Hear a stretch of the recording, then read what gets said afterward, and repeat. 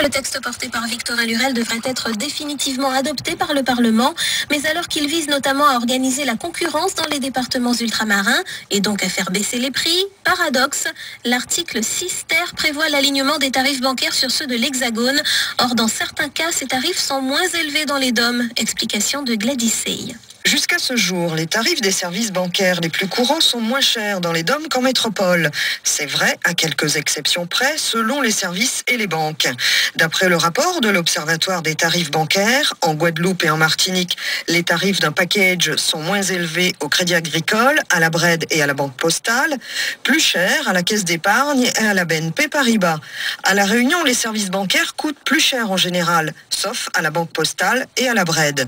Lorsque la loi contre la vie chère entrera en vigueur, tout le monde sera logé à la même enseigne, les tarifs seront les mêmes qu'en métropole. Le syndicat national de la banque et du crédit pense que cette mesure risque d'avoir un impact négatif sur les entreprises bancaires. Pour les usagers, c'est un paradoxe. Ils paieront plus alors que la loi est conçue pour rendre la vie moins chère. La mesure ne fait donc pas l'unanimité, tant dans le rang des consommateurs ultramarins que dans celui des professionnels de la banque, qu'elle pourrait desservir en fonction des établissements. D'ailleurs, le syndicat national de la banque et du crédit s'en inquiète.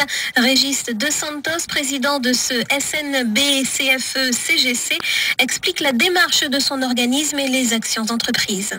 Nous avons saisi l'ensemble des parlementaires, députés, sénateurs.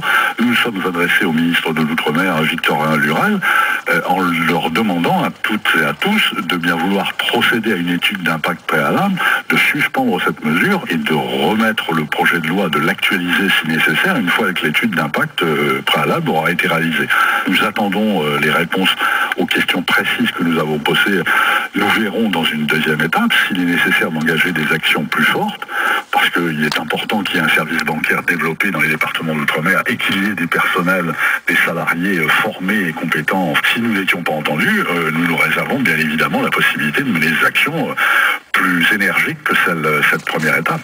Régis De Santos, président du syndicat national de la banque et du crédit, joint par Gladys Sey.